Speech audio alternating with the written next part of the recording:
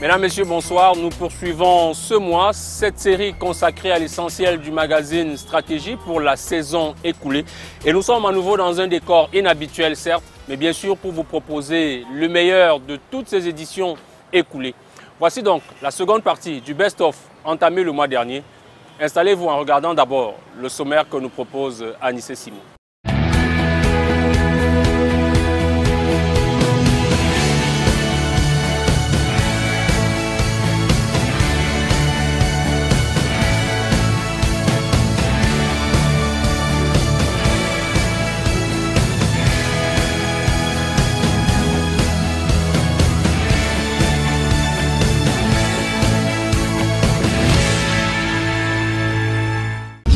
Réalisez vos objectifs en regardant Stratégie avec CAC International. CAC International, nous construisons l'Afrique de demain.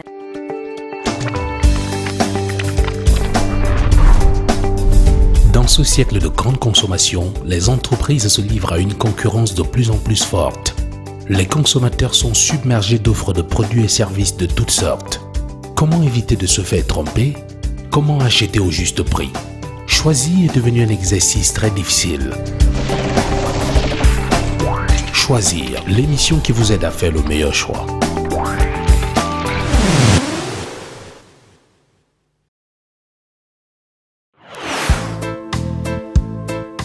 Au sommet de ce numéro spécial Best of, revivez l'essentiel de notre incursion dans l'industrie du bouillon culinaire et les bonnes recettes des cocottes de fabrication artisanale. Retour en images et commentaires inédits à l'Africa CEO Forum, le sommet des PDG d'Afrique.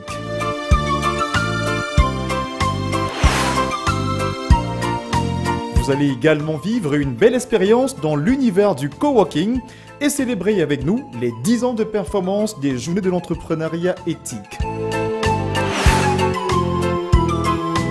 Dans ce best-of, l'essentiel du numéro de juin consacré au secteur de l'assurance. Bienvenue sur Stratégie, le best-of. Notre voyage dans cette seconde partie du best-of Stratégie avant la saison nouvelle commence par une incursion dans vos cuisines en parlant d'abord de votre santé. Aujourd'hui, nous consommons de plus en plus des produits appelés bouillons culinaires. Quels sont les secrets de la fabrication de ces bonnes recettes? Mais également, nous sommes allés voir comment les marmites sont produites localement. Nos artisans nous en ont parlé et nous avons pu évaluer les bonnes recettes qui sont faites dans ce secteur d'activité. Voici l'essentiel de cette édition de Stratégie dans ce best-of.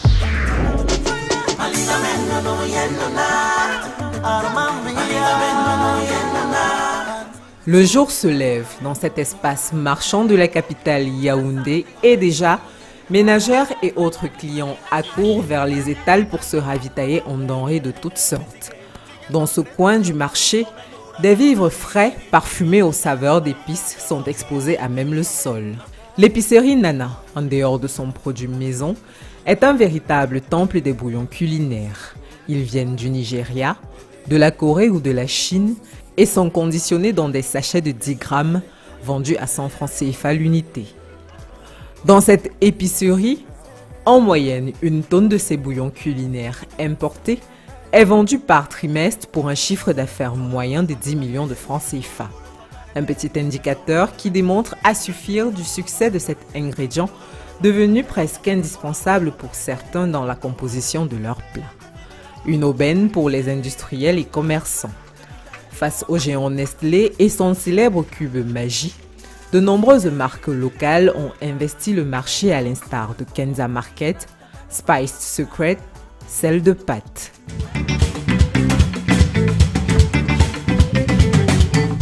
Notre périple sur les traces des bouillons culinaires débute ici, au lieu-dit Biémassi École à Yaoundé. L'entreprise Kenza Market fabrique sa marque de bouillons culinaires depuis 2016. Thierry Fotso est le représentant de la marque. Kenza Market, c'est la cuisine de proximité, c'est la santé de proximité. On s'est dit, bon, voilà, il était important de mettre à disposition des uns et des autres des épices moulues afin de leur permettre une cuisine plus rapide et plus efficace. Clous de girofle, curry, rondelles, curcuma, marinade poulet et poisson, contribue à la fabrication du sel épicé de Kenza Market, dont le sachet de 100 grammes est vendu au prix de 1000 francs CFA pour le seul bonheur de sa clientèle.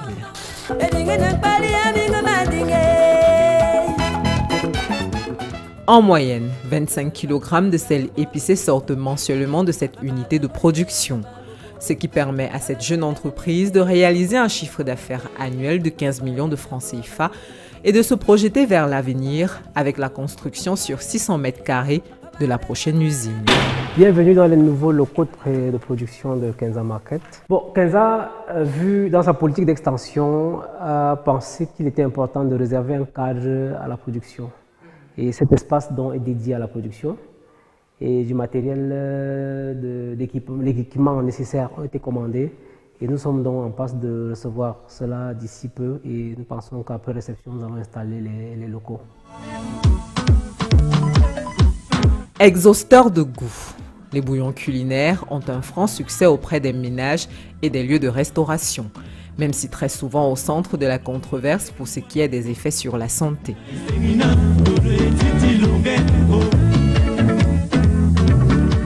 Pour en savoir plus, nous avons rencontré au Centre national d'obésité de l'hôpital central de Yaoundé le docteur Martine-Claude Etoga, endocrinologue. La composition des bouillons culinaires, c'est essentiellement du sel. Et le plus gros parmi ces éléments, c'est comment on dit, le glutamate monosodique, qui est vraiment l'élément clé des bouillons culinaires, qui, à vrai dire, n'est pas nocif. Donc l'erreur à ce niveau vient plutôt de la part du consommateur qui rajoute généralement à une nourriture déjà salée, rajoute ces bouillons culinaires. Cependant, le marché se porte toujours bien. Les chiffres en disent long. En 2016, par exemple, 65 milliards de bouillons culinaires fortifiés ont été vendus en Afrique centrale et de l'Ouest par le géant Nestlé. Malgré la prolifération des marques sur le marché local, son produit phare, Maggi, continue de séduire auprès d'une clientèle de plus en plus nombreuse. Située au lieu-dit Bonendale, l'usine de Nestlé Cameroun existe depuis 1992 et s'étend sur une superficie de 26 500 mètres carrés. Employant 400 personnes, l'usine de production de Nestlé Cameroun dispose selon Hilaire Yeye, IPNCE Manager, d'une technologie de pointe, conforme aux standards de Nestlé dans le monde entier et garantissant une production optimale des bouillons culinaires Maggi. Oh, t'es mon meilleur. Selon Étienne Niteng, Factory Logistics Supply Chain Manager, 3500 tonnes de matières premières sont acquises par mois par Nestlé Cameroun pour la production des bouillons culinaires Maggi, soit 1000 tonnes localement, et 2500 tonnes de matières premières sont importées et stockées dans ce magasin d'une superficie de 5500 mètres carrés. On a deux types de fournisseurs. On a des fournisseurs locaux et des fournisseurs à l'étranger. En moyenne par mois, on charge 2000 tonnes, soit près de 250 000 cartons de produits finis qu'on livre à tous nos clients dans la sous-région et dans le Cameroun. Offrant un assaisonnement enrichi en fer et en iode, valeur nutritionnelle abordable qui aide les individus et les familles camerounaises à lutter contre les carences en micronutriments, Maggi, comme nous l'explique Loveline Tambang Application Group, est grâce à la diversité de ses ingrédients une solution nutritionnelle abordable. Dans cette usine, Maggi détient à elle seule 85% du volume de production annuel, soit 30 000 tonnes de cubes Maggi produits ici par an et desservis au Cameroun, au Gabon, au Tchad, à Sao Tomé, en Guinée équatoriale, en République centrafricaine, en République démocratique du Congo et enfin en République du Congo, sous l'œil aguerri de Yannick Djomani, Production Manager. En termes de capacité de production, nous avons des machines de grande vitesse qui peuvent permettre de produire en moyenne 1500 cubes par minute par machine. Passé l'étape de la production, Maggi se déploie dans les marchés pour la promotion, la distribution et la commercialisation de ses produits. Tenez par exemple, un cube Maggi de 4 grammes coûte 10 francs CFA. La tablette L coûte 25 francs CFA. Le paquet de 100 cubes Magie de 4 grammes chacun coûte 900 francs CFA et l'arôme Magie de 60 grammes coûte 750 francs CFA. Ce qui permet à Nestlé Cameroun de réaliser des ventes énormes, comme ici au marché Nyo Deido dans la commune d'arrondissement de Douala 1er, où 5 millions de cubes Magie sont vendus mensuellement. Un résultat satisfaisant qui, selon Madeleine Gormo, Culinary Category Development Manager, doit ses lettres de noblesse à la qualité de ses ingrédients que l'on retrouve sur le marché local. Nous avons environ 400 marchés, 415 au marché plus précisément, et sur les 415 au marché, nous avons 200 qui sont permanents et 215 autres qui sont des marchés périodiques. Plus qu'un bouillon culinaire, Magie est un concentré de bienfaits pour la santé et le goût. Nestlé, à travers Magie, crée de la valeur pour la société. La marque est ainsi une illustration concrète de la mise en œuvre de la raison d'être de Nestlé, qui est d'améliorer la qualité de vie et de contribuer à un avenir plus sain pour les individus et les familles du Cameroun et de l'Afrique centrale. Notre équipe est allée à la découverte de la production artisanale des marmites au Cameroun, des marmites qui, elles, doivent faire concurrence à celles qui sont importées. Reportage cette fois-ci signé Estelle Yangono, Brice Fotso et Anonda.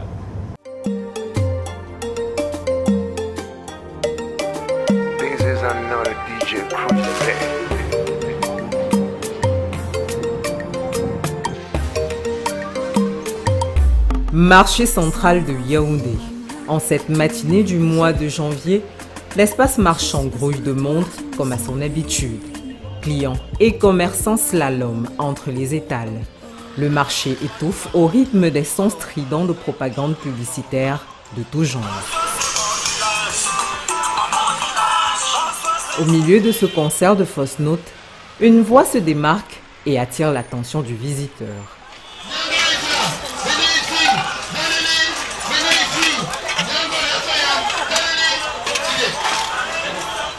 Dans cet espace, des ustensiles de cuisine, objets de notre visite, meublent le décor.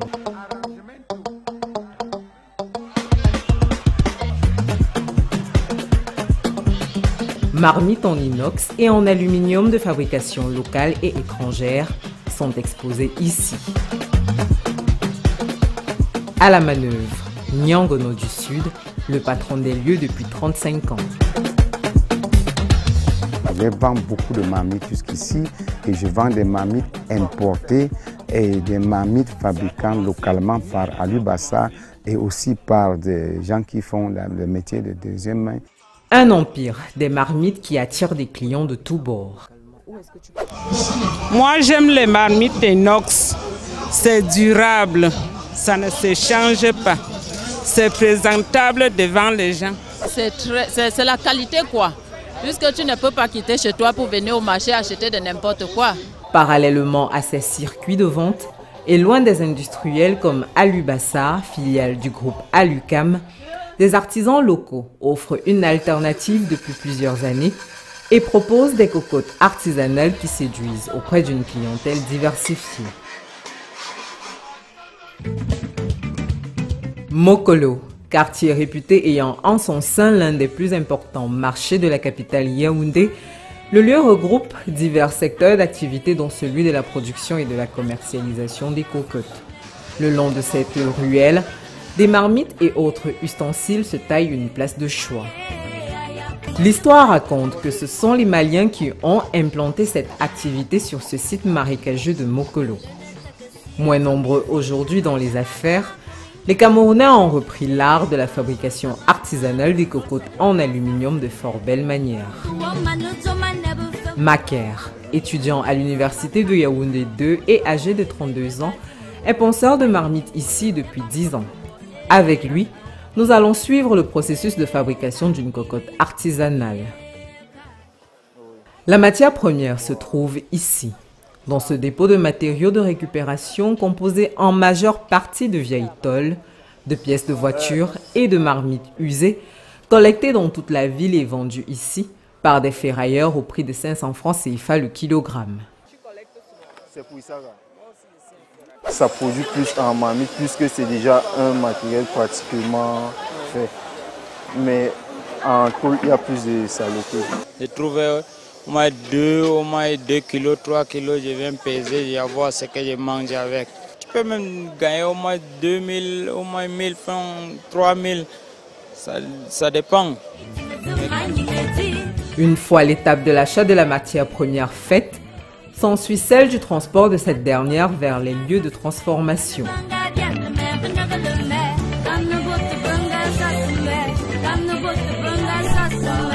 À notre arrivée sur le lieu, c'est un accueil plutôt froid qui nous est réservé.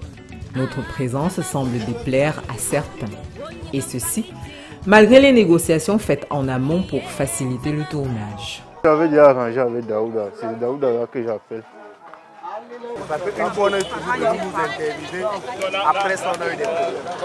Nous sommes priés de quitter les lieux.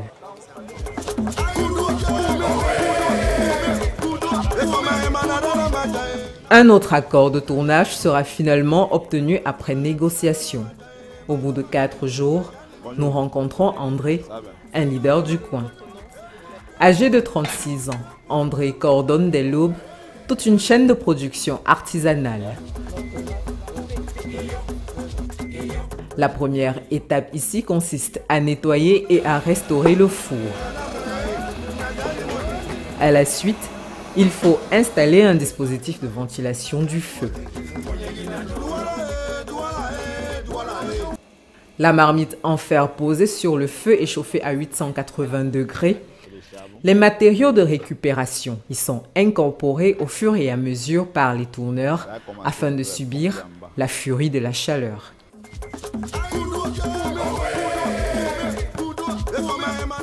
Au même moment, tel un maître pâtissier, André façonne ses moules. Au bout de 4 heures, environ 30 litres d'aluminium liquide sont produits, puis versés dans les moules.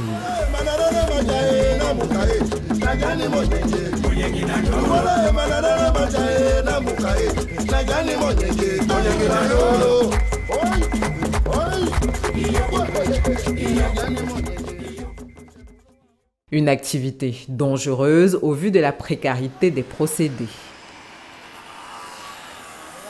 Comme vous voyez comment nous on travaille avec le babou, ça c'est pour que si l'avion entre dans ton pied, maintenant tu peux enlever facilement. Parce que si tu mets le pied, les chaussures fermées, si l'avion entre dedans, avant que tu enlèves, ça va pour te faire mal. De ces gargotes sortent des centaines de marmites en aluminium tous les jours, avant de subir une autre transformation, celle du raffinage. À cet effet, nous retrouvons Macaire, présenté à l'entame de ce reportage. Il nous accueille dans son atelier de ponçage. En moyenne, il reçoit 30 marmites par jour afin de les polir, les rendre agréables au toucher et au regard. À l'aide d'une lime pour taulier ou d'une machine, Macaire, comme ses 5 compagnons, gagne en moyenne 7000 francs CFA par jour. Il travaille en moyenne 4 jours par semaine. La commercialisation des marmites artisanales se porte plutôt bien. Selon le propriétaire de cette entreprise qui a sollicité l'anonymat, environ 400 marmites de fabrication locale sont vendues mensuellement ici. Pour une cocotte de 4 litres, il faut débourser 4000 francs CFA. Celle de 8 litres coûte 6 000 francs CFA et celle de 20 litres, 12 000 francs CFA. Les poêles, quant à elles, coûtent 2 500 francs CFA l'unité, ce qui permet à cette jeune entreprise de réaliser un chiffre d'affaires moyen d'1 500 000 francs CFA. Sur le marché local, cette marmite de 20 litres sortie des usines d'Alubassa coûte 28 500 francs CFA. Et pour ces séries de 5 marmites de tailles différentes, il faudra débourser environ 48 500 francs CFA. Pour ces cocottes de 30 litres, il faudra compter 20 500 francs CFA l'unité. Le secteur des cocottes au Cameroun est aussi et surtout envahi par des produits venus d'ailleurs. Dans les brocantes, désormais, les ustensiles de cuisine font partie des articles les plus visibles, comme ici au quartier Essos. Selon Tala, directeur général de cet espace marchand, ces cocottes à gaz ou électriques lui parviennent par voie maritime au moins 2 fois par an. Tenez par exemple, Pour cette cocotte minute de 6 litres, la somme à débourser est de 55 000 francs CFA. Pour la cocotte simple de 8 litres, il faudra compter 18 000 francs CFA et 15 000 pour celle de 6 litres. Les poêles, elles, affichent au compteur un prix moyen de 6 250 francs CFA l'unité. Et pour un cuiseur comme celui-ci, il faudra débourser entre 12 et 35 000 francs CFA.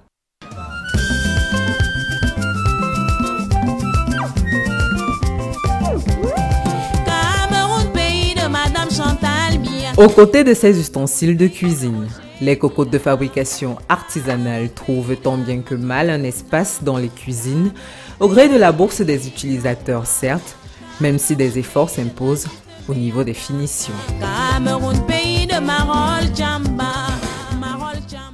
Si on s'en tient au feedback, l'une des éditions qui a particulièrement retenu votre attention pendant cette saison de stratégie est celle consacrée au sommet des présidents directeurs généraux qui s'est tenu à Kigali au Rwanda. C'est l'Africa CEO Forum. Et pour cause, nous avions là-bas des envoyés spéciaux qui ont ramené images, chiffres et commentaires très intéressants. Voici l'essentiel de cette édition de stratégie.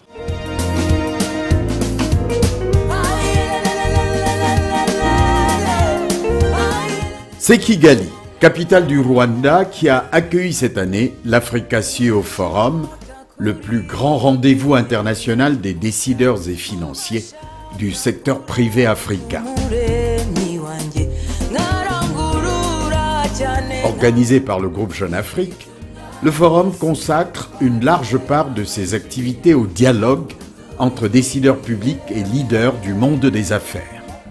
Les chiffres clés de ce forum, 1800 participants, 4 présidents, 1 milliard de dollars de projets à financer, 28 ministres, 40 sessions, 70 pays représentés. Lors de cette 7e édition de l'Africa CEO Forum, les 25 et 26 mars, le secteur privé s'est montré déterminé à surmonter les obstacles pour que la zone de libre-échange continentale et une meilleure intégration économique deviennent réalité.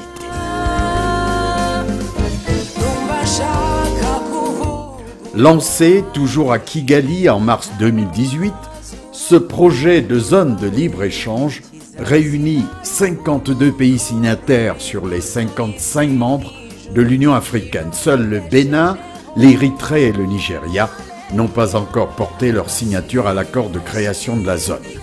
Au 20 avril 2019, 22 pays l'ont ratifié. Tout laisse penser que la Convention entrera en application en juillet prochain lors du sommet de l'Union africaine à Niamey. On parle de l'Afrique, mais c'est 54 pays. Right? C'est 1 milliard plus de personnes, mais c'est à travers 54 pays. Il y en a 7 qui représentent 60-70% du PIB du continent. Right? Donc vraiment, pour pouvoir parler de l'Afrique comme continent, il faudrait qu'on soit unique, qu'on ait une zone de libre-échange. Et c'est pour ça que le président Kagame et tous les autres ont poussé pour cette zone. On y arrive, on est sur 21 pays qui ont signé. Il nous en reste un. Right, pour ratifier le projet.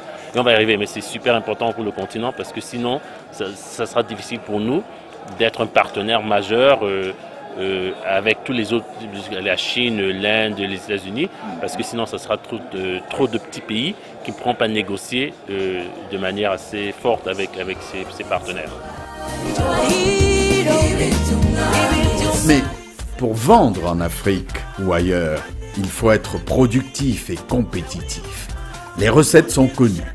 Moderniser la logistique intra-africaine, faciliter les investissements et les mouvements de personnes, multiplier les rapprochements éducatifs et culturels, faire naître davantage de groupes régionaux et panafricains. Parce que nous sommes, par exemple, le 3e partenaire commercial de l'Europe.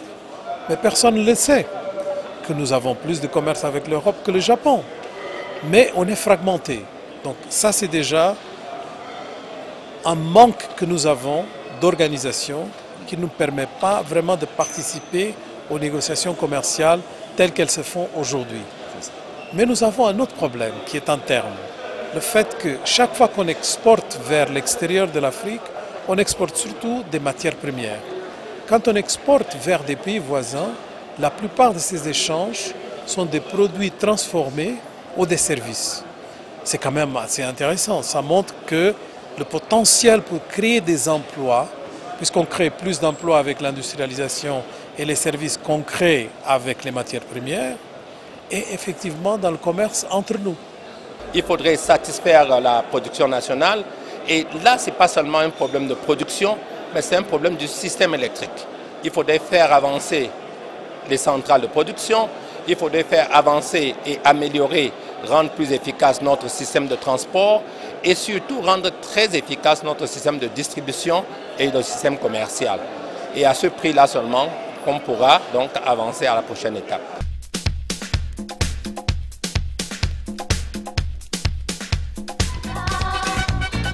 Retour à Yaoundé. Le Cameroun a examiné les 16 et 17 avril dernier comment développer sa stratégie nationale pour mettre en œuvre la zone de libre-échange continentale africaine à la faveur d'un atelier de sensibilisation organisé conjointement par le gouvernement camerounais et la Commission économique pour l'Afrique en présence de sa secrétaire exécutive, la camerounaise Vera Songwe. En signant la zone de libre-échange continental africain, nous créons dans l'Afrique une population de 1,2 milliard de personnes, un PIB, un produit intérieur brut d'à peu près 2,3 trillions de dollars. Donc nous commençons à parler d'une économie assez conséquente. Qu'est-ce que ça nous donne? Ça nous donne premièrement un large marché, un marché qui nous permet de prendre avantage des effets d'échelle. Nous sommes certaines que ça va créer plus d'emplois, pour les jeunes surtout, plus d'emplois dans les domaines innovants.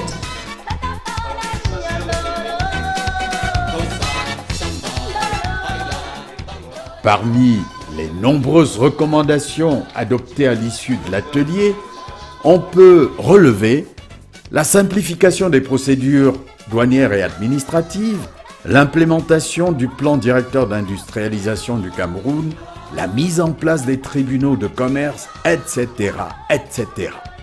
Les entreprises privées camerounaises, en gros, devront accroître leur productivité et leur compétitivité si elles veulent tirer le maximum de profit du nouveau marché continental.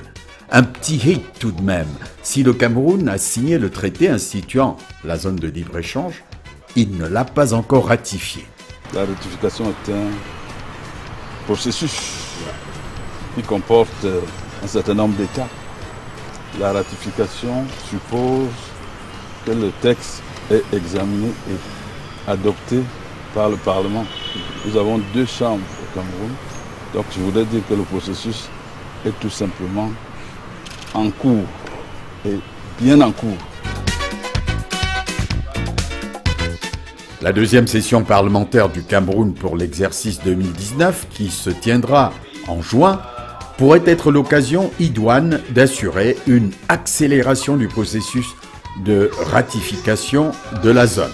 Le Cameroun aura ainsi le droit de participer aux négociations qui vont se poursuivre sur plusieurs aspects de l'accord, notamment les règles d'origine de la zone, les concessions tarifaires pour le commerce de marchandises, les modalités de paiement et de règlement ainsi que les obstacles non tarifaires afin de rendre l'accord véritablement effectif.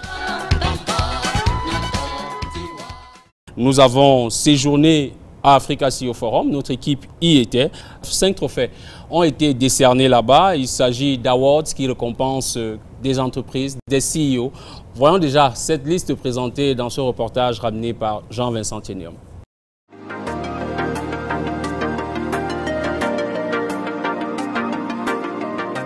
À la fin de la première journée du forum, lors d'un dîner de gala, des prix dénommés Africa CEO Forum Awards ont récompensé les dirigeants et entreprises qui ont fortement contribué au développement du continent, à travers une croissance remarquable, la mise en œuvre de projets disruptifs et inclusifs et des initiatives à fort impact économique, social et sociétal.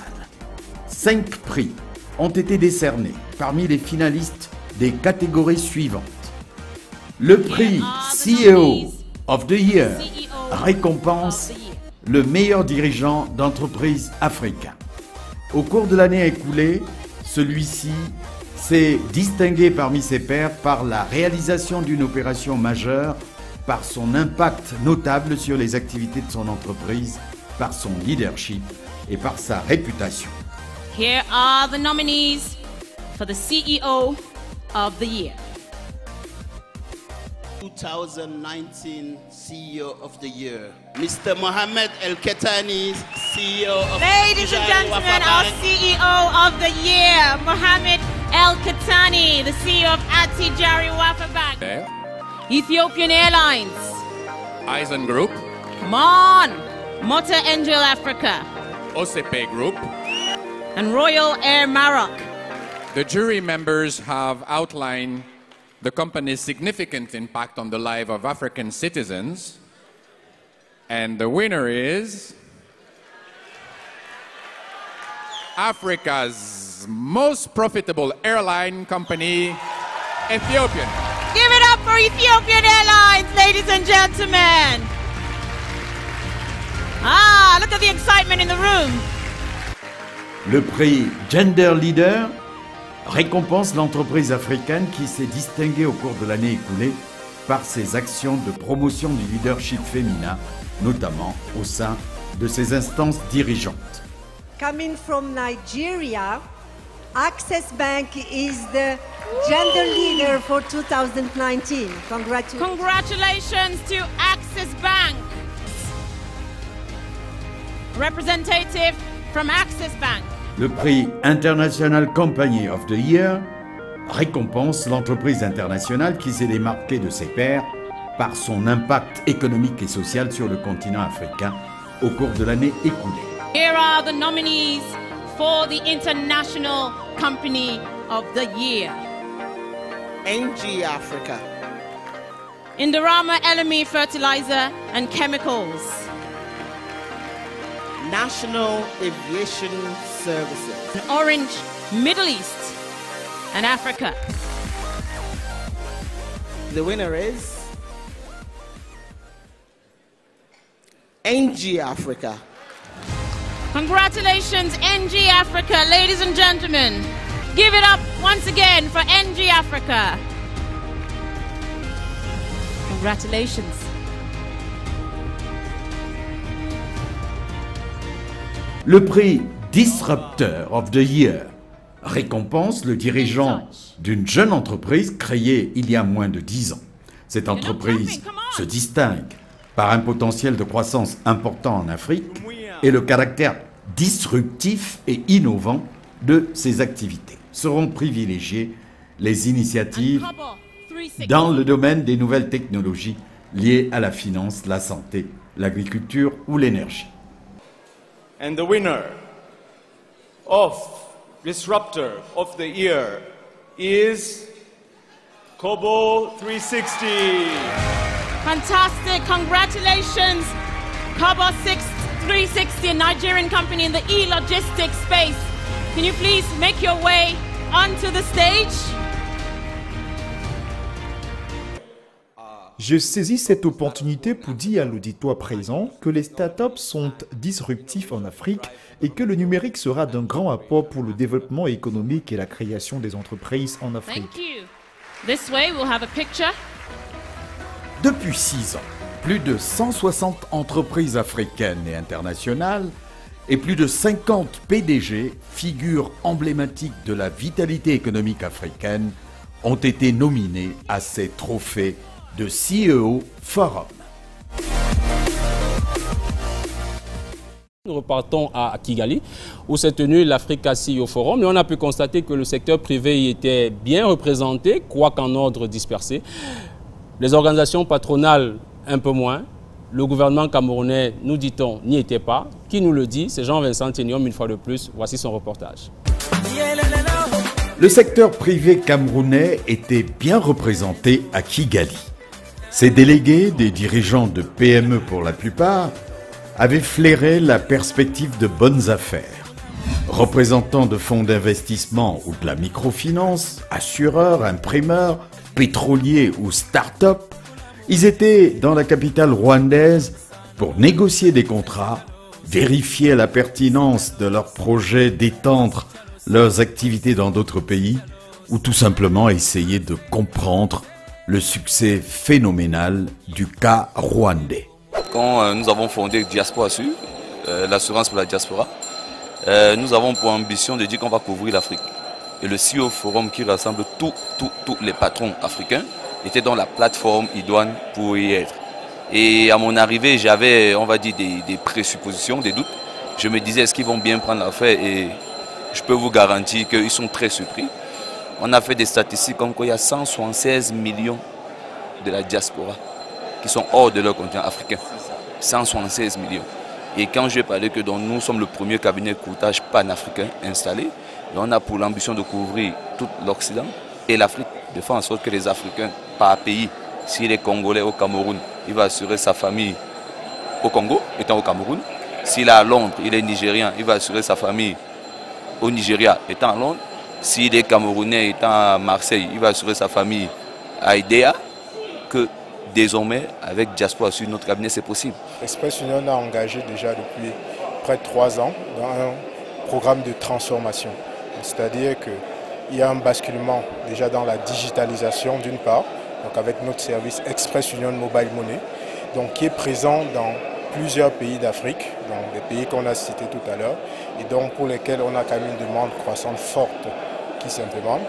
On a également, en termes de diversification, un positionnement très agressif au niveau des partenariats qu'on signe avec un ensemble d'institutions.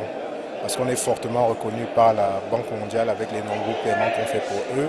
On est fortement reconnu par nos partenaires institutionnels, entre autres Eneo, Camwater et les autres. Et surtout, nous continuons justement à développer le cœur de notre métier et on insiste là-dessus, c'est la microfinance. Alain Mignem, le PDG de Orthoservice qui travaille, entre autres projets, sur le stade de Japoma à Douala avec les Turcs, est un habitué du CEO Forum. Oui, les contacts sont très bons, les contacts sont de très haut niveau. Vous trouvez des gens qui ont une très bonne expérience, qui maîtrisent les marchés locaux et qui sont sensibles aussi à votre marché. Donc les contacts sont très bons. Même en temps de crise, on sait faire de l'argent. Donc c'est un couteau à double tranchant. Le Cameroun, on en parle beaucoup. C'est vrai qu'il y a des problèmes, on parle des problèmes sécuritaires, mais en même temps aussi, ça fait en sorte qu'on a une carte de visite, on est connu. On dit, quand vous parlez du Cameroun, on dit, ah oui, on connaît. Donc c'est difficile, mais c'est aussi pendant les moments difficiles que se font les meilleures affaires.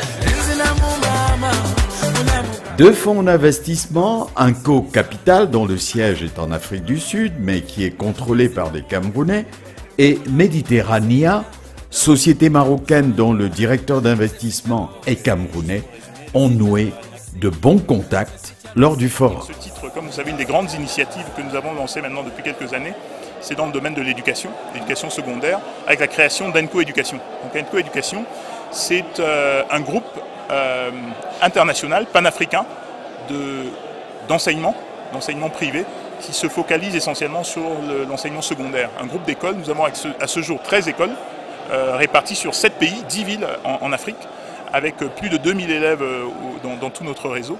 Et donc c'est un groupe qui a vocation vraiment à... Notre objectif principal, c'est vraiment d'améliorer les chances de succès des Africains dans leurs études universitaires.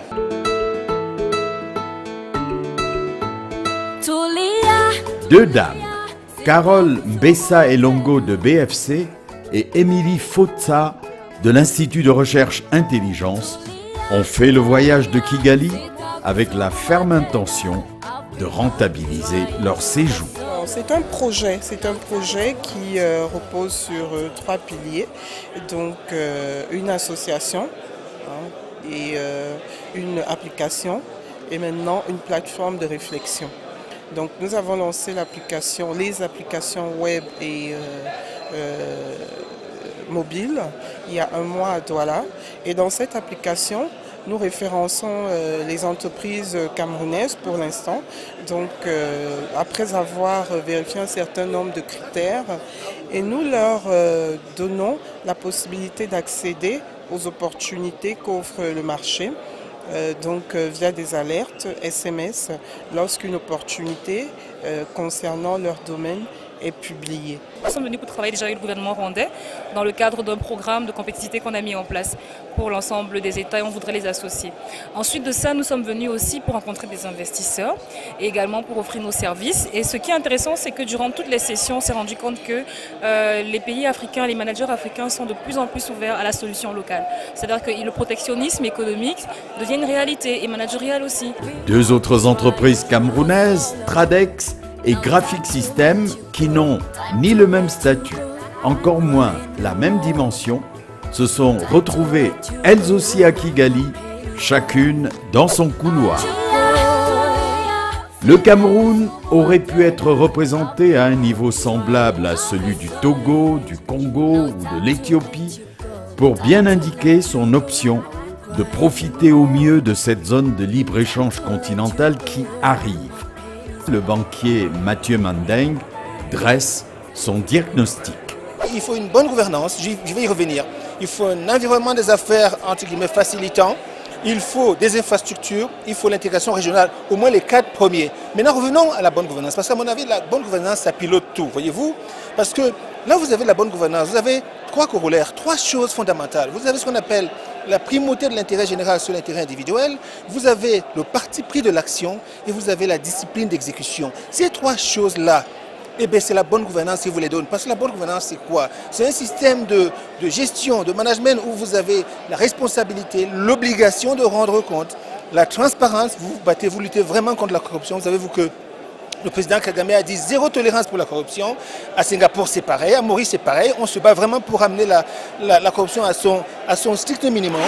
Continuons à parler de l'Africa CEO Forum pour nous rendre compte que là-bas, les femmes essayent de briser le plafond de verre. On leur donne de plus en plus de places avec une ambition évidemment de les voir siéger notamment au sein d'instances comme les conseils d'administration.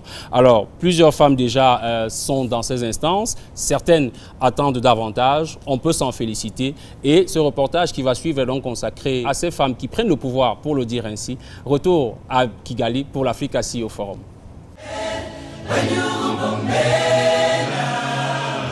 L'Africa CEO Forum veut briser le plafond de verre des entreprises africaines avec pour ambition de renforcer la présence des femmes dans les conseils d'administration de ces entreprises. Initiée il y a 3 ans, l'initiative Women in Business du Forum est née de 2 constats. Seuls 5% des PDG en Afrique sont des femmes et elles n'occupent que 14% des sièges des conseils d'administration dans les entreprises. Aujourd'hui, nous sommes très satisfaites de voir que le débat change de camp et qu'on parle encore et beaucoup plus des femmes dans le secteur privé et notamment leur représentation au niveau des conseils d'administration. Et je dois dire que ce n'est pas simplement une représentation symbolique. Il est prouvé scientifiquement que la présence des femmes au niveau des conseils d'administration est aussi très rentable, rapporte des profits, ça crée de la diversité, ça crée de la variété dans les idées et c'est très important. L'Africa CEO Forum a décidé d'agir en faisant de la promotion du leadership féminin l'une de ses priorités. Chaque année, il engage et fédère l'ensemble de la communauté des affaires autour d'une mission claire, faire progresser significativement la féminisation des postes de décision dans les entreprises africaines. Les femmes représentent 50% de la population. C'est vrai que il y a de gros progrès qui ont été réalisés, mais c'est dommage qu'on en soit encore à se poser cette question-là. Mais je pense que c'est une démarche positive et constructive et ce qui est ressorti des échanges, c'est qu'il y a besoin d'être proactif. Hein, il faut driver ce changement, il faut l'entraîner, il ne se fera pas tout seul.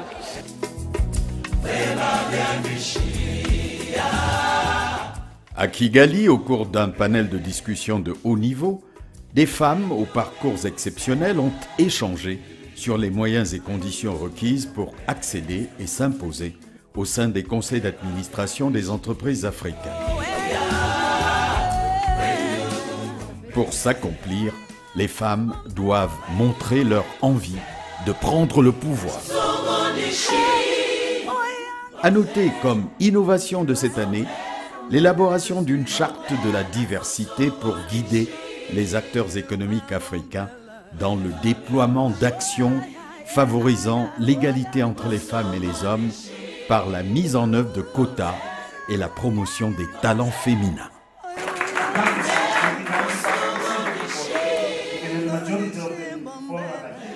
Bienvenue sur Stratégie, le best-of.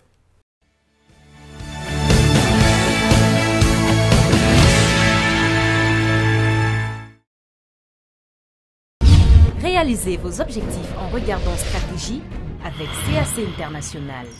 CAC International, nous construisons l'Afrique de demain. C'est grâce à l'assurance rapatriement que j'ai pu respecter le dernier désir de ma défunte mère. C'est à ce moment-là que Diaspora Assure est intervenu. Grâce à l'assurance rapatriement, j'ai pu prendre en charge le transport du corps de ma mère. Diaspora Assure a également pris en charge mon voyage aller-retour afin d'accompagner ma mère avec un soutien psychologique très encadré. Je suis très heureuse d'avoir pu bénéficier des services de Diaspora Assure. Diaspora Assure, la distance, plus jamais un obstacle.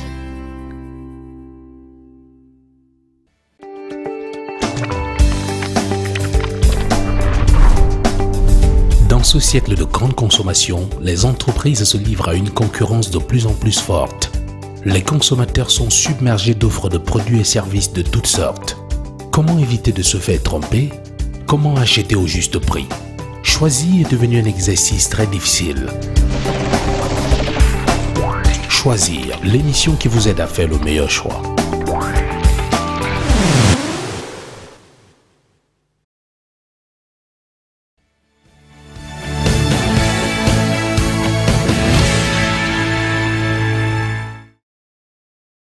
Nous poursuivons ce best-of avec une découverte vue dans le magazine Stratégie lors de la saison écoulée. C'est celle consacrée au coworking, ces espaces de travail, de bureaux qui sont partagés par plusieurs et qui appellent aujourd'hui donc une autre organisation du travail.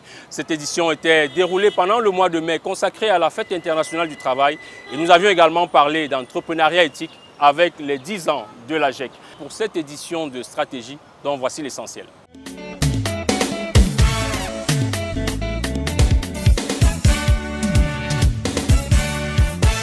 Nous sommes à Douala, centre d'affaires du Cameroun, le pôle le plus important d'implantation des entreprises du digital dans un pays dont le taux de pénétration Internet reste faible, soit 35% seulement avec juste 3 millions d'utilisateurs des réseaux sociaux.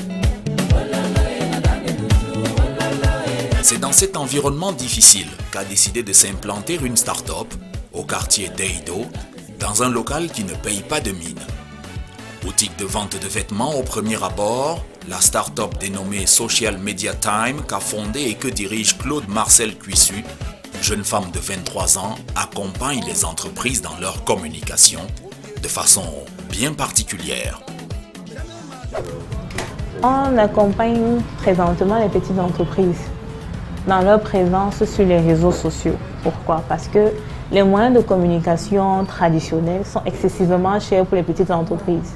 Ils ne peuvent pas se payer des espaces à Canal 2 ou à CRTV à 300 000 francs, 250 000 francs. Donc on leur permet de les accompagner avec un community management qu'on a revisité pour mieux s'adapter à leurs besoins. Si Claude Marcel rassemble ses économies et se lance en acquérant ce petit espace de 20 mètres carrés finalement aménagé de façon sommaire, elle y aura pourtant ajouté une touche particulière. Son local peut aussi accueillir d'autres entrepreneurs du digital. J'ai essayé de vouloir avoir un espace où d'autres entrepreneurs pouvaient venir profiter. De vous travailler de temps en temps avec les autres, avec nous ou bien seul à partir, pour pouvoir économiser des frais. Mais d'autres investisseurs ont peut-être senti le bon filon. L'avenir pour eux, c'est ici, avec le coworking en version ultra-moderne. Bienvenue chez Cowork Africa, qui ce soir inaugure son premier espace du genre. Le maître des lieux chez Cowork Africa, c'est Georges Poudingolais, un géant qui a le digital et les nouvelles technologies dans le sang. Nous sommes dans un espace de coworking, en même temps un tech hub, un incubateur, un espace qui est mis à la disposition des petites et moyennes entreprises camerounaises afin de leur permettre d'avoir un espace pour eux, où elles peuvent vivre et expérimenter la culture digitale qui est celle des entreprises de demain. Donc à Cowork Africa, nous avons ici un espace accueil-réception qui permet, comme son nom le dit, d'accueillir les entreprises, mais aussi de leur fournir le service d'assistance. Donc il y a 2 assistantes qui sont en permanence à votre service, au service de toutes les entreprises qui vont travailler ici, pour les réservations, mais aussi pour les services qui ne sont pas nécessairement à l'intérieur de cet espace. Installé sur presque 200 mètres carrés, Cowork Africa offre de l'espace aux entreprises et aux entrepreneurs, mais pas seulement. L'entreprise, en plus de promouvoir le coworking et des outils de travail ultra modernes comme levier de croissance des startups, les accompagne dans les domaines parfois inattendus. Nous fournissons aux PME, aux TPE qui viennent chez nous l'accès à des expériences nouvelles. On parle de l'intelligence artificielle, on parle de la réalité virtuelle. Ce sont des services ou alors des activités que les PME peuvent expérimenter chez nous. Et le fait d'avoir eu à utiliser un outil d'intelligence artificielle, savez-vous, pour une start-up, ça ouvre l'esprit, ça ouvre les perspectives et ça permet aux start-up extrêmement brillantes qu'il y a dans notre environnement. Vous savez que les PME et TPE représentent 90% de l'économie locale. Ça leur permet après d'exploser en termes de nouvelles opportunités créées par ce digital. Mais nous avons voulu savoir comment vont les affaires chez Cowork Africa après plus d'1 mois de lancement de ces activités. Alors, retour à Bali, dans ses locaux. Certains bureaux sont déjà occupés, tout comme certaines salles de réunion ou même d'autres espaces de travail en commun. Et de nouveau, nous rencontrons Georges, la mine plutôt décontractée, et pour cause, l'activité se porte plutôt bien. Et là, comme ça, peut-être, les activités ont démarré à 100 à l'heure. Donc, nous avons aujourd'hui, effectivement, comme on avait discuté, mis en place les différents services, les bookings de salles de conférences, de réunions, mais aussi les espaces bureaux en location temporaire ou permanente. Aux premières heures de la matinée ce jour-là, Denis, chef d'entreprise, est en chemin pour ses bureaux situés sur cet axe principal au quartier Etouameki à Yaoundé. Brain Booster, c'est son lieu de travail. Un lieu de travail qu'il partage avec des dizaines d'autres jeunes entrepreneurs repartis dans des bureaux similaires. C'est le principe du coworking. Dans ce petit espace qui paye à 35 000 francs CFA mensuellement, il pilote son activité depuis 3 mois déjà en compagnie de 3 collaborateurs. Une formule que Denis, promoteur d'une entreprise de communication publicitaire, juge bénéfique. Cependant, partager un espace de travail en fonction de ses besoins, profiter des équipements et surtout rencontrer des personnes d'horizons divers lui est tout aussi profitable. Bon, vous savez, dans un espace comme celui-ci, il y a d'abord un avantage qu'on a, c'est que si on a une entreprise, on cesse de l'avoir dans la galette. On peut avoir l'entreprise physiquement et à moindre coût. Souvent, on va vous demander de louer des bureaux, de payer des millions, alors que toute start-up qui démarre a besoin de fonds. D'ailleurs, derrière le petit mur de séparation, non loin de Denis, se trouve Carmel, responsable des contenus digitaux chez ST Digital, une entreprise basée à Douala dont la représentation du centre est logée dans cet espace.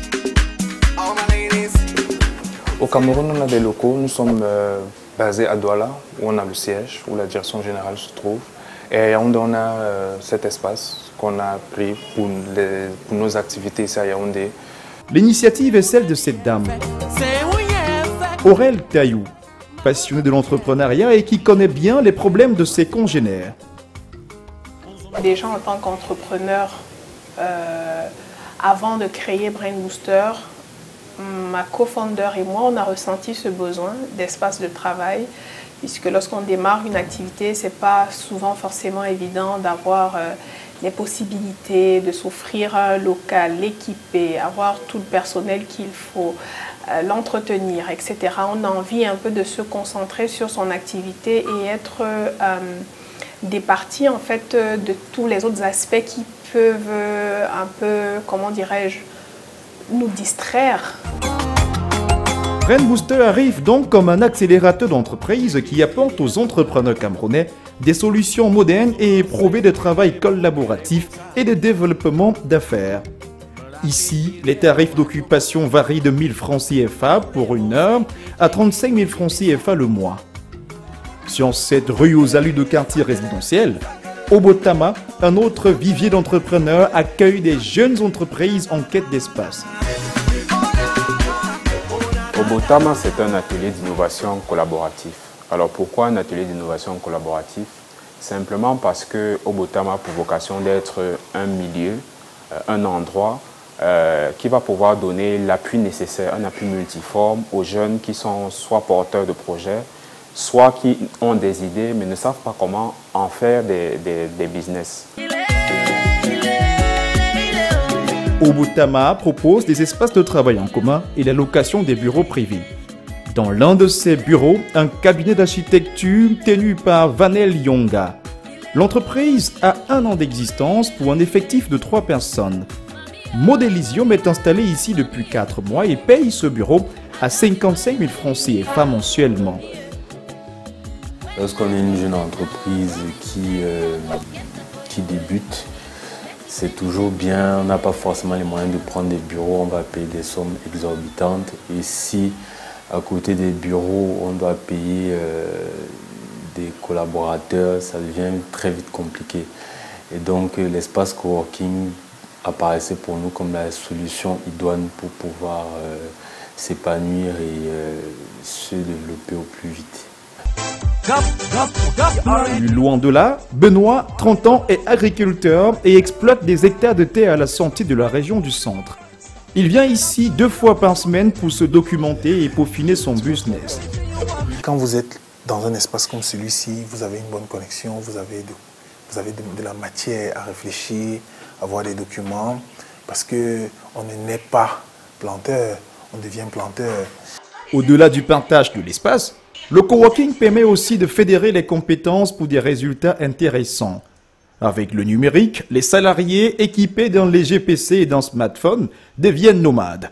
Le travail indépendant se développe, tandis que les entreprises cherchent de la flexibilité.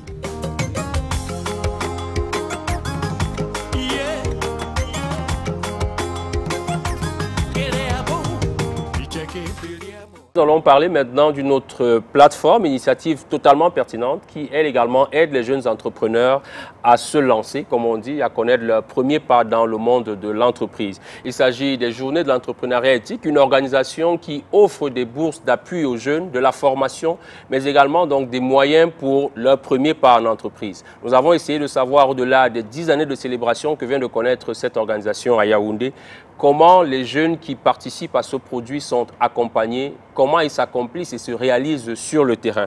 Quel est le suivi sur le terrain? Quelles sont les conditions à remplir pour bénéficier également d'un appui plus conséquent? Élément de réponse dans ce reportage signé Merveline Tapi avec Brice Fotso et Arnold Dahl. Oh papi, Daphne.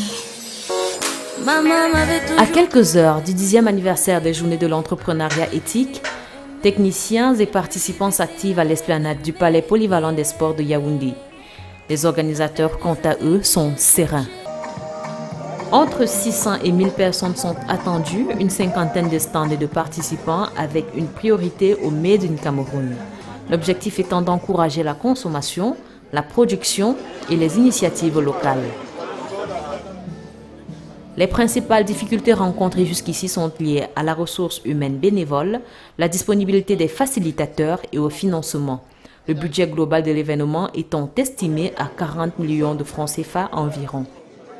Nous souhaitons véritablement que les GIEC soient cooptés comme un organisme d'utilité publique. Ça, c'est vis-à-vis du gouvernement. Maintenant, vis-à-vis des participants, nous souhaitons que les gens viennent véritablement avec des attitudes d'attente. Vous savez, le grand problème qu'on a au Cameroun et le grand défi qu'on a avec des plateformes qui réunissent des gens, c'est que les gens généralement sont habitués à des plateformes festives. On a, l'événement là a drainé 100 000 personnes. Mais c'est 100 000 personnes qui sont allées manger, boire et danser. mais ils ressortent sans rien dans la tête. Or, la plateforme des GEC, en fait, c'est un incubateur qui amène les gens à changer de paradigme. Or, c'est pas la recherche de la connaissance n'est pas encore la chose la mieux partagée au Cameroun. C'est pas ça. Les gens viennent s'asseoir 3 jours parce qu'ils veulent écouter, acquérir de la connaissance. Les gens ont des problèmes, les gens veulent manger. Les gens ont des problèmes au quotidien. Donc, dire à quelqu'un de venir s'asseoir parce que, donc voilà un peu les attentes qu'on a vis-à-vis des participants, c'est que davantage que les gens comprennent que face aux défis, comme je le dis souvent, on ne résout pas les problèmes financiers avec l'argent. On résout les problèmes financiers avec la connaissance. Je le mets dans la sauce, je tourne la sauce. Jeudi 29 novembre 2018, nous y sommes. La 10e édition des Journées de l'entrepreneuriat éthique bat son plein. De nombreux exposants de divers secteurs d'activité ont répondu présents et les stands grouillent de visiteurs. Je n'attends pas toujours sur le côté financier, mais côté de sensibilisation, parce que l'énergie solaire, c'est une nouvelle technologie. Beaucoup de Camerounais ne s'y connaissent pas, sont ignorants. Beaucoup de Camerounais, de jeunes Camerounais n'ont jamais vu un panneau solaire, ça me fait mal. En fait, je ne suis pas vraiment ici pour vendre, mais pour faire connaissance. Oui, j'ai envie de montrer aux gens ce que je fais. Il y a eu un réel impact sur mon entreprise déjà parce que plusieurs personnes ont découvert certains produits comme l'huile de Nîmes déjà. Et après la foire, il y a eu beaucoup de personnes qui sont venues savoir à quoi ça servait avec les prospectus que nous avions remis. Puis pendant les ventes, on a eu beaucoup de ventes l'année passée qui nous a permis aussi d'augmenter en produits. Le lendemain, alors que l'événement se poursuit, de nombreux facilitateurs triés sur le volet se succèdent face au public venu nombreux dans l'enceinte du Palais des Sports. On ne peut pas construire un pays sans compter sur la jeunesse. Moi, j'ai déjà fait mon temps. Et à chaque fois, je regrette. Je me dis pourquoi Dieu ne peut pas me ramener à être plus jeune que ça pour réaliser tout mon rêve. Mais comme je ne peux pas, je préfère transmettre ça à la jeunesse. Pour qu'ensemble, qu'on construise ce pays. Parce que ce pays sera construit par nous et non par les autres. Les autres viendront construire, tout le bénéfice ils vont amener chez eux et on va rester pauvres. Mais si c'est nous qui construisons, tout le bénéfice va rester dans le pays et on va développer notre pays. L'entrepreneuriat, pour moi, est la solution au chômage des jeunes. Et la satisfaction du promoteur qui en profite pour nous faire part de la grosse innovation de cette année. Les SMS, les messages que je reçois par WhatsApp, les gens expriment leur satisfaction. D'autres même m'ont écrit pour dire que les GEC sont gratuits, que nous n'avons même pas l'impression que nous payons. C'est gratuit parce que la qualité des informations que nous recevons. Donc, compte tenu, avec ce genre de témoignages, et je ne peux que dire que, rendu à ce deuxième jour, davantage à attendre. Vous et moi, nous savons très bien que le meilleur est toujours gardé pour la fin. La grosse innovation, il faut la regarder là-bas, c'est la production des ampoules GEC Light.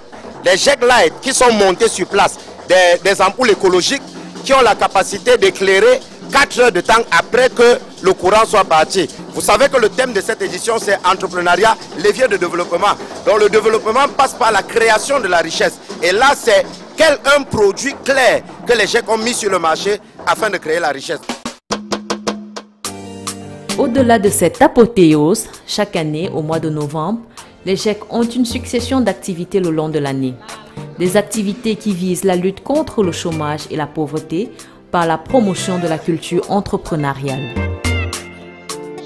Quelques mois après ce 10e anniversaire, nous sommes retournés sur les traces des jeunes entrepreneurs bénéficiaires de cette initiative.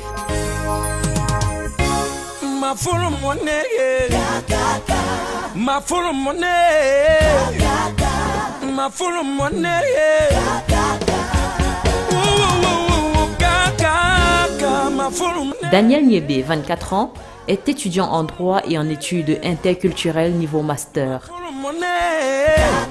À 17 ans, alors qu'il vient d'obtenir son baccalauréat, il participe à un séminaire organisé par les GEC. Les GEC m'ont aidé.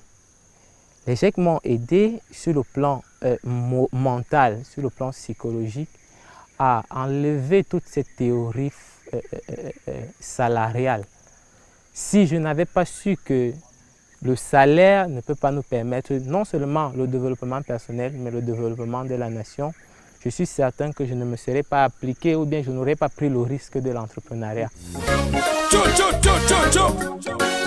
Déconstruction de sa mentalité salariale, implémentation d'une sémence entrepreneuriale, Daniel compte parmi les candidats ayant reçu un appui financier pour booster leur affaire, une plantation de cacao sur 2 hectares et 200 mètres carrés de tomates situées ici à quelques kilomètres de Nanga et Boko.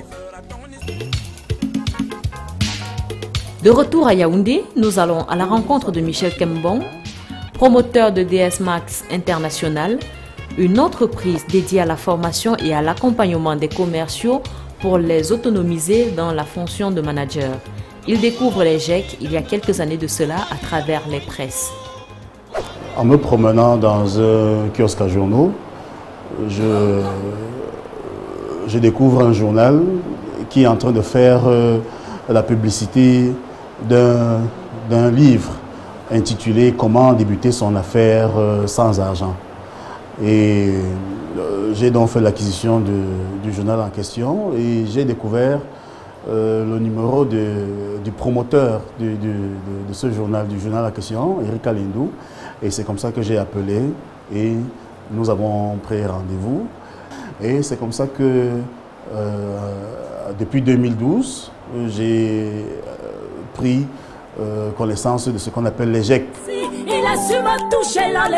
Retour chez le promoteur. Innovation majeure engendrée par les GEC ces dernières années, l'école de création de richesse, avec plus de 250 apprenants déjà formés. En 10 années d'existence, les mentalités ont beaucoup évolué et les organisateurs ont mis sur pied de meilleurs systèmes d'accompagnement des projets. Les GEC sont l'une des rares plateformes au Cameroun qui donnent des microfinancements remboursables à taux d'intérêt zéro. Et c'est toute une longue histoire. Parce que nous avons fait justement le constat selon lequel donner de la connaissance théorique ou alors la connaissance pratique, exposer les gens à l'entrepreneuriat, c'est bien. Mais quelquefois, on s'est rendu compte sur le terrain qu'il y avait des entrepreneurs porteurs de projets, certains qui avaient même initié de leurs propres moyens et qui, à un certain moment, pour passer à un certain niveau supérieur, avaient besoin de financement. Les pouvoirs publics reconnaissent en cette plateforme une initiative d'utilité publique qui aide le gouvernement à lutter contre le chômage. 10 ans plus tard, le chemin reste long et le rêve grand. Nous sommes en train de voir comment travailler pour que les cours de l'école de création de richesse soient en ligne.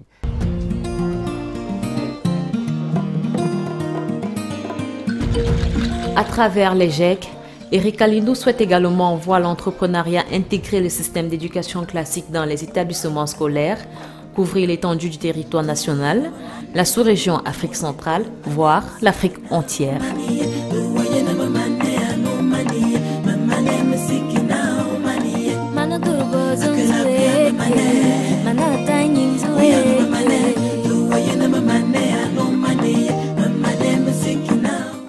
Nous allons à la fin de ce best-of avec un sujet qui est certainement encore frais dans vos mémoires. C'est celui consacré aux assurances, dont le taux de pénétration est, dit-on, de 2% dans la population. Nous étions à l'école de l'assurance à Douala lors des journées destinées à cette problématique. Mais également, nous avons parlé des relations assureurs et assurés et analysé donc ce phénomène. Voici l'essentiel de cette édition de Stratégie dans ce best-of.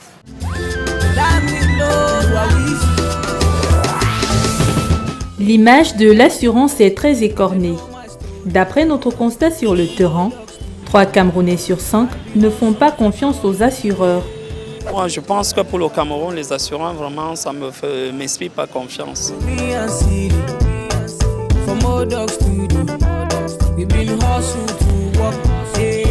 Un doute qui tire souvent son origine des mauvaises expériences avec les assureurs.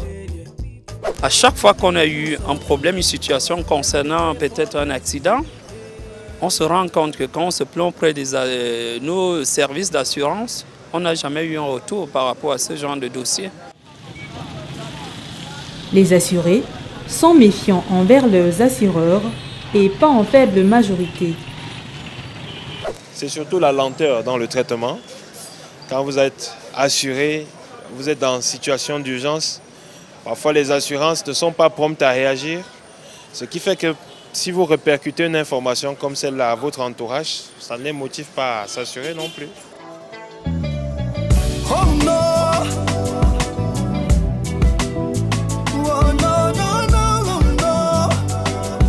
Conséquence de cette réticence du public, le taux de pénétration des assurances au Cameroun est faible, soit 2%. Même si les statistiques laissent apparaître une évolution du chiffre d'affaires de ce secteur, qui est passé de 161,1 milliards de francs CFA en 2013 à plus de 200 milliards en 2018. S'il te plaît, je t'en supplie, ne pleure pas. Ne pleure pas, ça va aller. Sur le terrain, nous avons aussi constaté que 2 personnes sur 3 ont souscrit à une assurance seulement après avoir été victimes d'accidents. Douala, épicentre de l'activité d'assurance au Cameroun, avec un poids démographique de l'ordre de 3 millions d'habitants, la ville participe au développement d'un marché d'assurance proposant des produits de plus en plus innovants. Ne pleure pas, ça va aller. Oh non. C'est ici que nous avons rencontré Madame Esther Tiako. Elle est directeure générale de la compagnie d'assurance NCA. Elle nous explique l'importance de s'assurer avant un sinistre. Tout le monde a besoin d'être protégé. L'assurance, c'est la protection. C'est ce qui, j'ai envie de dire, c'est la vie de tout le monde. Si vous êtes assuré, vous vivez en toute quiétude. Si vous n'êtes pas assuré, vous êtes en danger. Quartier Bépanda, lieu dit club comme tel. C'est ici que se tient durant 4 jours, du 29 mai au 1er juin 2019, les JDA, organisés par l'Association des sociétés d'assurance du Cameroun, ASAC, soutenus par le ministère des Finances. Pour cette édition, le thème retenu est « S'assurer avant l'accident ». L'objectif d'un tel événement est de faire connaître le métier d'assurance, de réduire la distance qui sépare les assureurs du grand public, mais surtout d'entrer la culture de l'assurance dans les esprits, telle que l'explique ici en images la présidente du comité d'organisation dans son discours pendant la cérémonie d'ouverture. L'assurance, nous semble-t-il, est mal connue. Et c'est ce qui explique qu'elle soit mal aimée. Un mur d'incompréhension persiste entre les assureurs et le public. Ce mur doit être brisé. En effet, les compagnies d'assurance font régulièrement, à grand renfort de publicité, la promotion de leurs produits et de leur image. Il faut en convenir. La profession, prise globalement, communique peu ou pas assez. Dès lors, compte tenu des enjeux, il a paru comme une impérieuse nécessité de fédérer les efforts de l'ensemble des acteurs du marché, plus souvent concurrents, pour aller en partenaire à la rencontre des différents publics cibles afin d'ouvrir le dialogue, de véhiculer un message commun, de convaincre, de rassurer. De l'autre côté du site, les assurances y ont installé des stands d'exposition. Ici, chacun vante, mais surtout explique aux visiteurs la particularité de ces produits. Dans cette compagnie d'assurance, les souscriptions en automobile sont les plus recourues. Nous avons un portefeuille très diversifié. Nous couvrons aussi bien les risques d'entreprise que les risques de particuliers. Et je peux vous dire que concernant les particuliers, aussi bien les entreprises, nous avons beaucoup de souscriptions en automobile parce que sur ce produit-là, nous avons des prestations qui sont imbattables. Entre 2006 et 2018, le chiffre d'affaires de cette compagnie a progressé de 30%. C'est aussi l'objectif de cette compagnie, intéressée par les produits de masse. Pour convaincre les populations à souscrire à leur assurance, les compagnies ont chacune sa stratégie. Celle-ci, par exemple, opte pour le porte-à-porte. Notre stratégie commerciale est multiforme. Nous utilisons les chargés de clientèle, c'est-à-dire que le porte-à-porte, et puis aller vers le public. Des assurances pour tous, c'est ce que prônent les assureurs. Et si le taux de pénétration au Cameroun est faible, les explications, elles, sont pourtant simples. Le taux de pénétration des assurances au Cameroun oscille autour des 2%. Alors, lorsqu'on regarde 2%, ça donne deux informations. La première des choses, c'est qu'il y a un marché potentiel pour les assureurs. Mais la deuxième information, c'est que lorsqu'on regarde le nombre d'assureurs qui opèrent au Cameroun et que le taux ne soit qu'à 2%, ça suppose que maintenant, il y a un autre problème un peu plus profond qui peut être un problème de positionnement, un problème de procédure, un problème d'approche commerciale, un problème... Bref, ce sont les deux principales informations que ça donne. Donc, il y a du marché et il y a une manière de faire qui doit permettre de faire accélérer cette pénétration. Une accélération qui pourrait être catalysée par des innovations technologiques dans le domaine des assurances. Une police d'assurance santé qui couvre le souscripteur à 100% dans les pathologies sélectionnées par le produit. Alors, comment ça marche? Explication. Il s'agit des pathologies qui côtoient les citoyens au quotidien. On parle de paludisme, on parle de typhoïde, on parle de dysenterie amibienne, vous voyez. Il n'y a rien d'autre à dire aux gens que d'essayer et de faire confiance aux compagnies de notre marché. En tout cas, la SAC, le ministère des Finances et la CIMA nous accompagnent dans ce combat-là.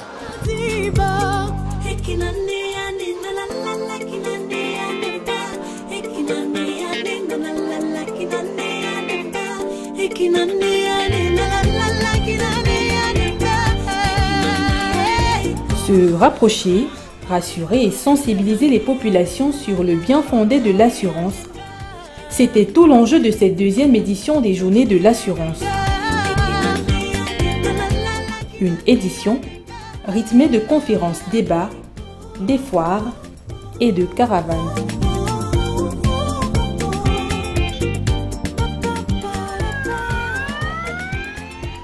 Nous sommes aussi allés à l'école de l'assurance, on va le dire ainsi, et je propose à nos téléspectateurs de faire un tour dans ces journées de l'assurance. La deuxième édition, donc, avec des thématiques dédiées aux produits et mécanismes du secteur de l'assurance. Nous pensons que vous pourrez également, mesdames, messieurs, en apprendre un peu plus. Les patrons des compagnies ont tenu pendant 3 jours à expliquer au grand public les fondamentaux de l'assurance et à les éclairer sur les zones d'ombre. Notre équipe a pris place dans le grand amphi érigé pour la circonstance. Voici l'essentiel des 3 journées thématique avec Anissé Simo et Arnaud Ndal. Suivons.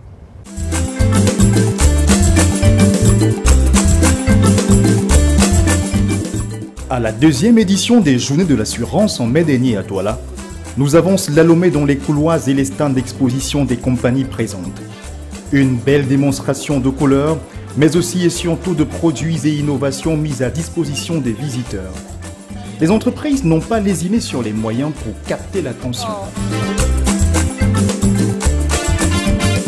Si les compagnies se sont déployées en nombre, c'est aussi parce qu'elles sont bien conscientes de la méconnaissance de leurs produits par le grand nombre. Comme nous le renseigne Jacob Sinzé, directeur général d'Aria Assurance, occupé ce jour-là à répondre aux préoccupations des potentiels souscripteurs. La réponse est que le marché ne progresse pas beaucoup. Tenez, nous avons, entre 2017 et 2018, une croissance de 5% sur notre marché. Et on est passé à 94 milliards de francs pour l'ensemble des compagnies de notre marché.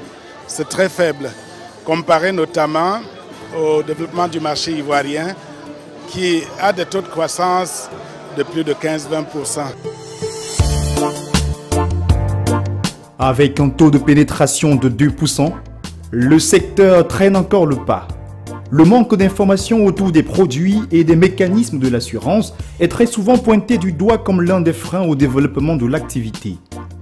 Conscient de tout ceci, l'Association des sociétés d'assurance du Cameroun a ouvert à l'occasion de ces journées un grand amphi circonstanciel dans lequel les patrons d'assurance ont échangé avec les visiteurs pendant 3 jours autour des produits, des innovations et des mécanismes dans le secteur de l'assurance.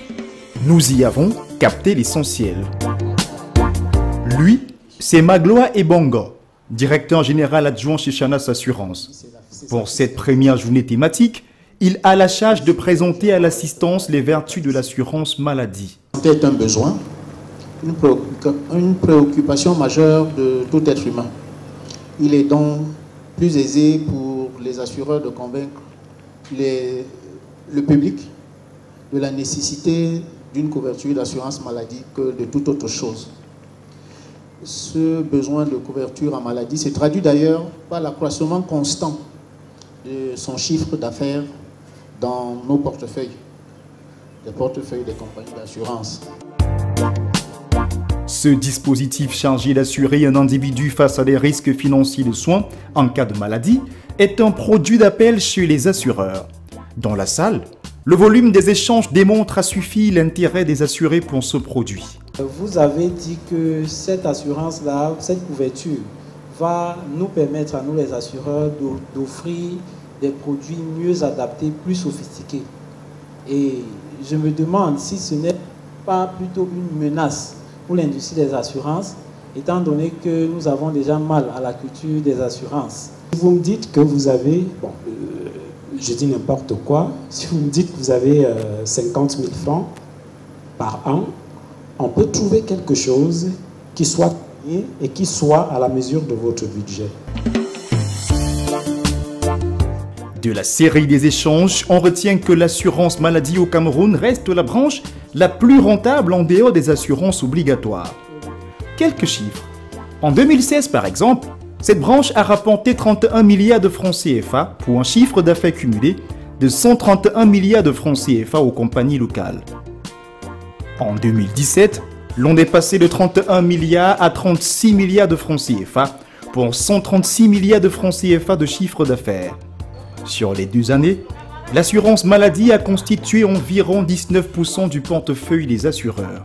Pour ce qui est des sinistres payés dans cette catégorie, les assureurs camerounais ont payé 22 milliards de francs CFA en 2017, soit 26% du portefeuille, apprend-on.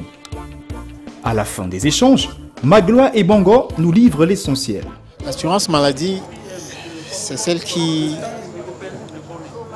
à travers laquelle les assureurs offrent des remboursements de soins et des prises en charge de soins. Si on repartit les assurances en branches, la branche maladie est la branche la plus importante.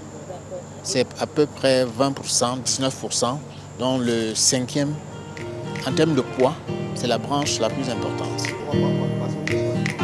L'avantage de souscrire une assurance vie, c'est quoi? C'est déjà pour fructifier votre épargne, pour prévoir les imprévus, pour assurer aussi, ce que les gens oublient, c'est la participation bénéficiaire. Dans un contrat d'assurance vie, par exemple, c'est vous qui choisissez votre bénéficiaire. Par contre, si vous avez un compte bancaire que vous décédez, par exemple, ça va dans votre patrimoine, alors que l'assurance vie est inattaquable, quel que soit ce qui vous arrive. Donc, c'est de l'épargne, c'est de la prévoyance. Si on me demande à un Cameroun de donner à chaque Camerounais l'argument principal pour souscrire un contrat d'assurance vie, c'est d'abord que une assurance vie répond chaque fois à un besoin précis. Quelle que soit votre situation, vous pourrez mettre sur pied un contrat d'assurance vie, soit pour protéger vos proches, votre famille, en cas d'un décès prématuré. Ça, ils ont besoin d'une protection pour ne pas se retrouver dans l'indigence. Ou alors, pour ceux qui veulent, qui savent, qui espèrent vivre très longtemps, ne pas se retrouver une charge pour leur famille, c'est-à-dire plus tard être à la charge des enfants. Dans ce cas, un contrat d'épargne ou de capitalisation peut aider à résoudre ce problème.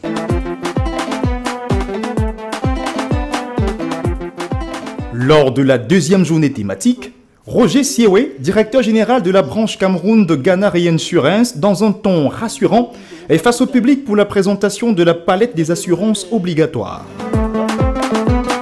Nous apprenons ici que les assurances obligatoires constituent près de 60% du marché local.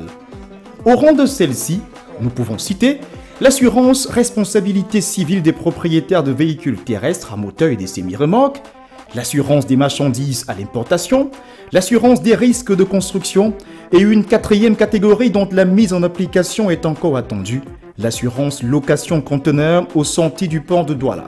Quand survient le sinistre, Il s'installe très souvent un climat de tension entre l'assureur et l'assuré. Les assurés se plaignent de la multitude de justificatifs exigés par les compagnies.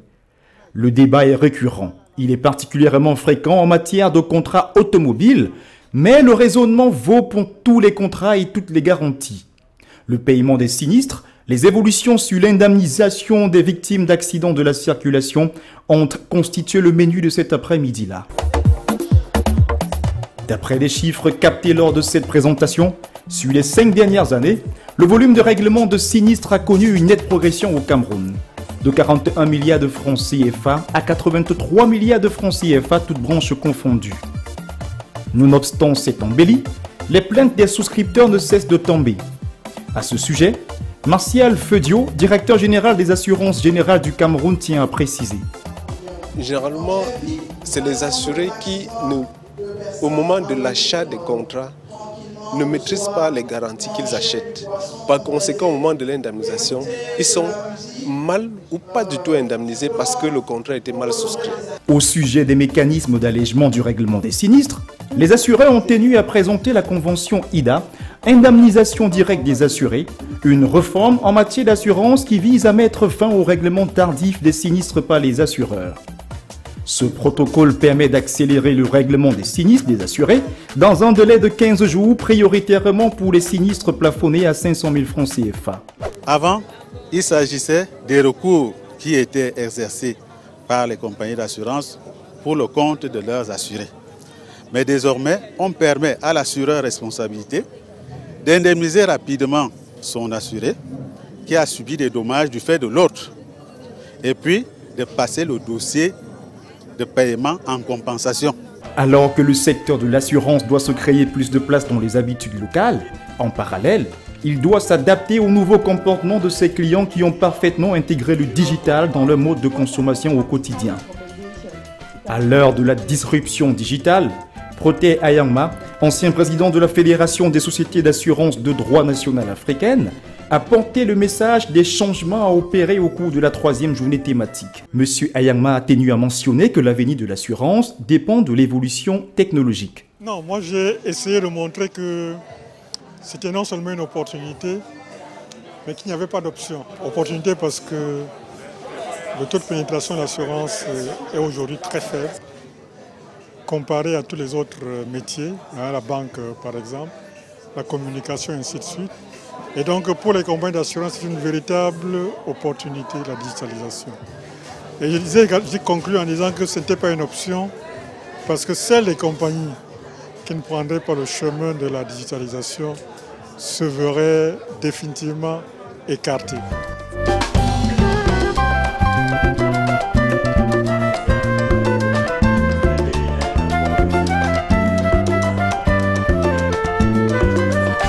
À sa suite, Franck Assou, consultant en transformation digitale, va connecter les assureurs aux assurés via une approche didactique et pragmatique pour une transformation digitale réussie. La digitalisation apporte fondamentalement la proximité entre l'assuré et l'assureur. Donc grâce à la digitalisation, ce couple assuré-assureur devient finalement un beau couple de mariage en fait. C'est dans ce contexte de digitalisation que les assureurs doivent adapter leur stratégie afin de répondre au mieux aux attentes de leurs clients et de mettre en place des interactions qui leur permettront de créer de la valeur pour leurs assurés et accroître leur taux de pénétration sur le marché local.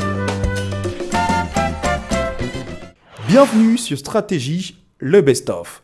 Fidèles téléspectateurs du magazine Stratégie, nous étions là en train de dérouler le meilleur de notre saison écoulée. C'est pour cela que nous avons choisi un décor inhabituel et une présentation bien singulière pour vous permettre de nous suivre à nouveau en toute détente. Nous allons revenir le mois prochain avec la nouvelle saison, avec des sujets innovants, des analystes pertinents, mais surtout une réalisation bien particulière et qui va vous séduire certainement. Merci à nos partenaires commerciaux et techniques qui permettent la production de cette émission. Je dis merci également à toutes les équipes techniques et rédactionnelles.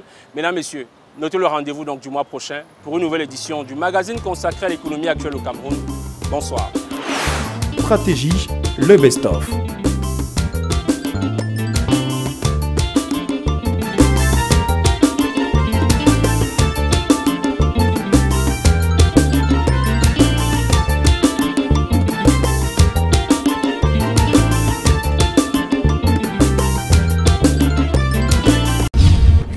Réalisez vos objectifs en regardant stratégie avec CAC International.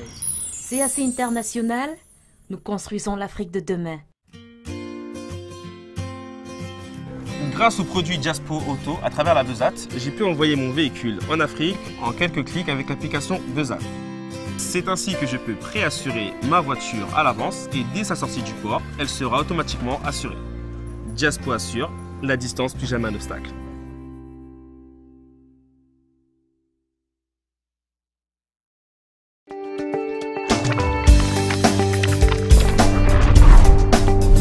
Dans ce siècle de grande consommation, les entreprises se livrent à une concurrence de plus en plus forte. Les consommateurs sont submergés d'offres de produits et services de toutes sortes. Comment éviter de se faire tromper? Comment acheter au juste prix? Choisir est devenu un exercice très difficile. Choisir, l'émission qui vous aide à faire le meilleur choix.